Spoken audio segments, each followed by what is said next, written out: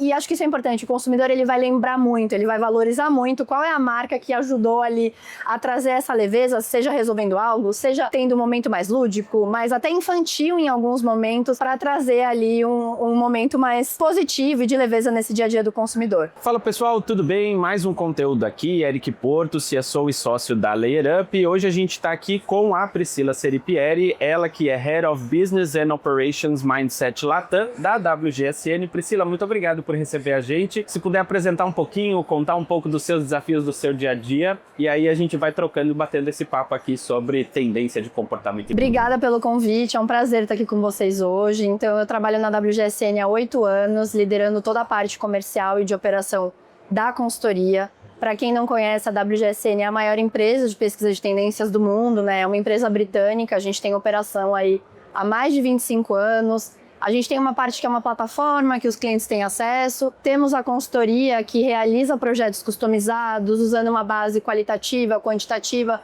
sempre com o nosso DNA, o nosso core business, que é tendências, mas linkando ali para resolver questões específicas dos nossos clientes, para um público específico, enfim. E a nossa operação aqui olha para a América Latina, então sempre fazendo essa tradução do que a gente vê globalmente para um olhar mais local. E é importante falar que a gente olha ali de 2 a 3 anos de antecipação. Então, por isso, hoje falamos de 26, alguns momentos 27, 28, até esticar ali para 5 anos para frente. Perfeito. Eu vou já até pegar esse gancho, Priscila, porque segundo a consultoria WGSN, né, 2026 será marcado como esse ano do redirecionamento. Então, quando a gente fala de estratégias de marketing, o que isso vai impactar nas estratégias das empresas? A gente fala, né, que o ano que vem a gente tem eleição, tem Copa do Mundo, vai ser um ano agitado e a polaridade, né, a gente já vê que existe uma polarização grande, não só no Brasil como no mundo, e isso vai continuar para o ano que vem. E aí a gente fala do ano do redirecionamento, porque a gente, enquanto sociedade, a gente vai se ver obrigado a redirecionar muita coisa, a pensar em muitos movimentos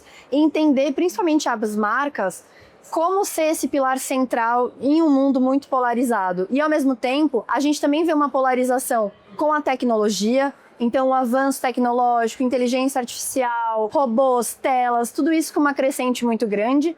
E, do outro lado, a nossa valorização enquanto ser humano também sendo muito demandada. Então, o que a gente faz que uma máquina não faz? Como que a gente equilibra esses dois polos, né, da emoção, da tecnologia? Então, quando a gente pensa nesse ano do redirecionamento, de fato não tem uma receita do bolo, mas como que a gente tenta buscar esse equilíbrio, esse balanço ali entre os dois polos, que em alguns momentos vai para um lado, outros momentos vai para o outro, mas a gente não pode ignorar nenhum desses dois pilares, assim. Esse é um ano que as empresas têm que estar muito atentas a essa dinâmica do consumidor e o que ele vai estar demandando de relação, né? E aí, quando a gente fala desses próximos anos, muito do que você trouxe aqui, a gente percebe muito esse choque de tendências e a cultura como um consumo intergeracional, ou seja, esse grande desafio que as empresas falam sobre ser multigeracional, atender as novas gerações, a entrada de novas gerações no mercado de trabalho, de que forma que um marketing mais multicamadas, ou seja, olhando para cada uma dessas necessidades, pode ser uma solução eficaz para uma marca, ou seja, como é que ela consegue atender toda essa demanda de consumo ou como é que ela tem que encarar isso no dia a dia? Não é fácil, né? A gente fala que hoje a gente vive um excesso de informação. Inclusive, na palestra a gente fala isso, né? Em 2018, mais ou menos, a WGSN fazia uma análise do que a gente considerava a era da informação. Hoje, até 2027, a gente está migrando para a era da imaginação. Porque, é claro, né? Acho que isso é dado, todo mundo sabe que a gente vive um excesso de informação. E como que a gente usa essa quantidade enorme de informação para um olhar mais criativo da imaginação? Então, a criatividade ela é um pilar muito importante ali com o excesso de informação. Quando a gente pensa na criatividade, mais uma vez, a gente vai para esse olhar mais humano. O que eu faço com tudo que eu tenho aqui? O que eu faço com tanta informação, com tanto estímulo? E aí, quando a gente pensa no marketing multicamadas, é entender como permear dentro de um mundo que te cobra muito, você vai precisar trazer uma performance e, ao mesmo tempo, não, como eu falei, né, não tem uma receita pronta ali de quando a gente pensava a publicidade há 10, 20 anos atrás, que tinha uma receitinha muito clara do que acontecia. Então, quando a gente pensa nesse marketing multicamada, como que a gente entende o ecossistema completo, a jornada completa, desde produto, serviço, comunicação? Como que eu trago um olhar de valor cultural que é importante para esse meu consumidor? Você falou, né, a gente traz esse olhar das multigerações. A gente vê famílias, novos formatos de família convivendo com muitas gerações ao mesmo tempo. Então, desde os baby boomers, né, que é a geração mais velha, até a geração alfa, são crianças, adolescentes ali nascidas a partir de 2010. Como que eu penso também nessa multigeração quando eu estou criando algo, quando eu estou comunicando? Então, é lembrar dessas nuances e lembrar desses extremos e como que a gente vai entender cada momento dentro de cada necessidade. Eu acho que isso é muito importante também quando a gente fala com os clientes. Não existe algo pronto para você ir replicando. É lembrar qual que é o meu objetivo aqui, o que que eu quero alcançar. Ok, para eu entender qual é a melhor forma de navegar nesse excesso de estímulo que a gente tem, né? Principalmente falando de marketing. Até porque muito se fala sobre, parece que as gerações agora são mais rápidas, são tantas gerações, mas é porque a gente começa a ter essa grande mudança de comportamento de consumo de forma mais acelerada, o que acaba criando esses marcos geracionais. Exato. E é importante, dentro da WG, a gente fala, né, com essa evolução das tendências, esse mapeamento, a gente não cria nenhuma tendência, a gente identifica a tendência. Por isso que a tendência é um movimento que já acontece hoje, mas ela vai ganhar força. E quando a gente pensa em movimentos e tendências e assuntos que principalmente a WGSN vai trazendo, às vezes não existe uma grande mudança, ou mesmo com as gerações. A gente fala, é sempre uma evolução e não uma revolução.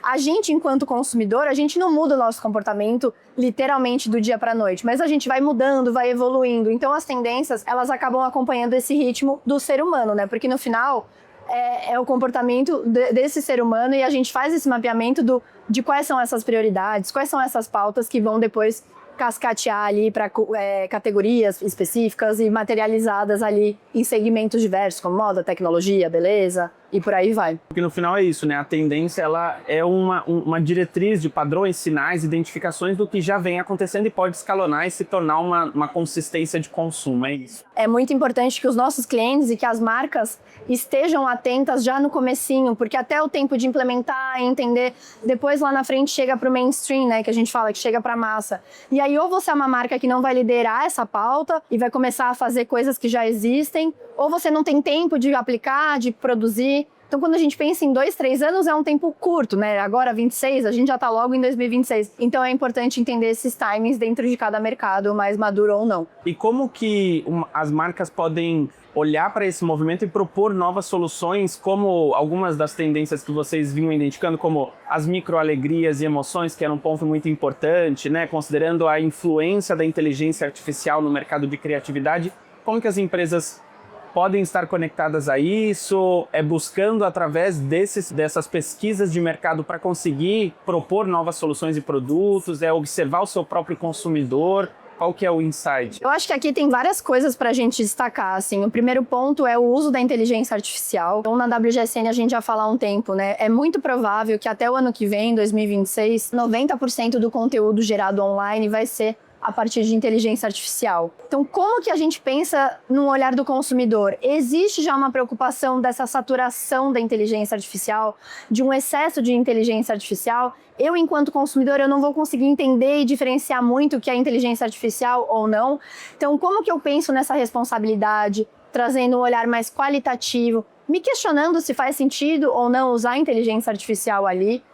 Quando a gente pensa em esporte, por exemplo, né, a gente sacou hoje na palestra, o ano que vem é um ano que a gente vai ter Copa do Mundo na América do Norte, a gente tem Olimpíadas de Inverno em Milão. Desde a última Olimpíada, acho que a gente vê essa transformação do papel dos atletas, até como creators. Então, como que a gente vai pensar? O marketing esportivo é uma pauta muito relevante para o ano que vem, para mais uma vez a gente usar ali esse marketing multicamada, usando o ecossistema inteiro, não só do atleta, como dos fãs. Então, existe sempre esse olhar mais questionador, eu acho, e principalmente quando a gente fala de tendência, inovação, é lembrar que a tendência e a inovação, ela só é útil, ela só é eficaz quando ela resolve um problema ali desse meu consumidor final. Então, ter essa sensibilidade de entender o que ele busca, entender o que ele quer e trazer um exemplo que consiga trabalhar em função do consumidor e não o oposto, né? Acho que até eu li um artigo esses dias que falava da inteligência artificial. Como que eu trabalho com a inteligência artificial e não usando a inteligência artificial? É uma integração que a gente também está aprendendo, mas, de novo, acho que a gente fala isso muito para os clientes. É se questionar, entender o porquê, entender a relevância e não sair fazendo só porque tem que ser feito, ou porque é legal, ou porque está todo mundo fazendo, e parar ali antes e questionar para, de fato, você entender qual é o resultado que você quer ter dali, testar, errar, inovação faz parte disso, e a partir daí você vai refinando um pouco mais ali os seus processos, a forma de trabalhar. Até a gente percebe como mudou um pouco o discurso da inteligência artificial, que antes viria para revolucionar e até tomar o protagonismo de muitas ações, e hoje a gente já vê esse discurso de um time multidisciplinar, né? Onde eu tenho a inteligência artificial trabalhando com o ser humano. Percebe que isso é constante, a adaptação e a percepção de como as inovações vão sendo utilizadas, né? Quanto mais a gente pensa nessa integração, mais eu valorizo o lado humano. O que o ser humano propõe, o que o ser humano oferece que uma máquina não consegue trazer? Como que a gente lembra disso? E como que a gente usa isso a nosso favor? Não significa que eu não vou olhar para a tela, para a tecnologia, para a inteligência artificial. Pelo contrário, eu vou olhar para todo esse lado mais tecnológico, entendendo o que eu posso tirar dali, o que uma máquina vai fazer muito melhor que eu. Eu vou usar isso da melhor maneira, eu vou beber dali. E ao mesmo tempo, o que um ser humano faz muito melhor que a máquina? Como que a gente valoriza o sentimento, as conexões, as emoções? Né? A gente falou muito hoje das sensibilidades, trabalhar com cheiros, com toques. Às vezes a gente tem essa sensação quando a gente quer comprar algo e sentir alguma emoção. Então, como que eu consigo combinar esses dois lados e fazer uma estratégia mais potente que usa o melhor de cada um? Às vezes a gente vai bater cabeça tentando tirar algo ali do ser humano que a máquina faz melhor ou vice-versa. Então, como que a gente lembra de duas potencialidades muito complementares, mas também opostas, e lembrar desse meio do caminho, assim? E nessa mesma toada, Priscila, além da inteligência artificial, o que você vê que foi uma transformação muito impactante no mercado nos últimos anos ou que deve acontecer nos próximos anos? Qual que seria essa nova tendência ou algo que revoluciona esse comportamento de consumo? Essa é uma grande pergunta, né? Uma pergunta de muita responsabilidade, mas até eu consultei alguns reports da WGSN para entender, né, qual é a nossa visão. E acho que a gente pode falar que o uso da sustentabilidade nos últimos 5, 10 anos foi uma grande mudança, um pouco similar ao que a gente vê hoje com inteligência artificial. Eu acho que quando a gente pensa 10 anos antes, né, a sustentabilidade ainda era o papelzinho verde e só. E hoje a gente já vê como isso evoluiu e como o consumidor ele espera a sustentabilidade de diversas formas, na forma de comunicar, na forma de se responsabilizar, na forma com o produto. Então isso já é uma conversa que entrou em outro lugar e isso vai continuar sendo cada vez mais discutido, né, com todas as pautas climáticas que a gente vive hoje. Então a pauta sustentável é muito importante. Eu acho que também não tem como a gente ignorar toda essa aceleração do mercado digital, né, da automatização, do olhar da digitalização que a gente já vive. Quando a gente pensa 2, 3 anos, isso já era muito diferente. Isso vai ter uma crescente muito rápida, né? Quando a gente fala de tecnologia, o tempo é muito rápido, a máquina tem um outro timing. E até quando a gente pensa em integração com o consumidor, interação ali com o Customer Success, por exemplo, como que a gente usava o WhatsApp, depois a gente usa o bot, como que a gente vai entender? Porque no final, mais uma vez, a gente volta para quem importa, que é o consumidor, e como que a gente interage, engaja com ele. Se essa prioridade de consumo vai mudando, né, a forma com que a gente interage, conversa, engaja esse consumidor também é diferente. Então, acho que essas são as grandes mudanças aí que tiveram um impacto altíssimo e vão, de certa forma, continuar como uma conversa muito relevante quando a gente pensa em tendências aí para esse futuro de curto a médio prazo. Quando a gente pensa nessas tendências, numa cultura de consumo que a gente falou anteriormente, o que uma marca tem que estar atenta para ela não, digamos, ficar para trás, a tendência a passar por cima e ela perder a relevância ou a zona de influência que ela tem hoje no mercado, né? Alguma dica ou insight para quem está olhando falando, eu preciso estar antenado. O marketing, querendo ou não, é uma área que olha muito para essa frente, porque justamente é ela quem tem que traduzir primeiro, né? Então, qual que é o grande ponto aqui para as marcas que não querem deixar de ser relevantes, né? Eu acho que a gente sabe que existe esse desafio muito grande, como eu falei, né? De excessos de estímulos, excesso de performance, excesso de muita coisa. E talvez uma dica aqui é lembrar que esse consumidor está muito cansado dos excessos. Ele está sendo um pouco mais criterioso com o tempo de tela, né? A gente falou hoje do minimalismo digital, então eu sei que eu vou precisar da tela, mas como que eu uso a tela de forma mais otimizada, mais estratégica? E aí eu, enquanto marca, como que eu posso trazer essa leveza para o consumidor? Como que eu ajudo ele a resolver um problema? Como que eu consigo trazer um certo alívio no dia a dia e não gerar mais um problema, gerar um estímulo, gerar mais uma coisa que ele precisa lidar, né? Acho que a gente trouxe muito no conteúdo hoje também falando dessa leveza, dessa diversão, até um olhar mais lúdico, que é um caminho muito potente também para trabalhar com o consumidor,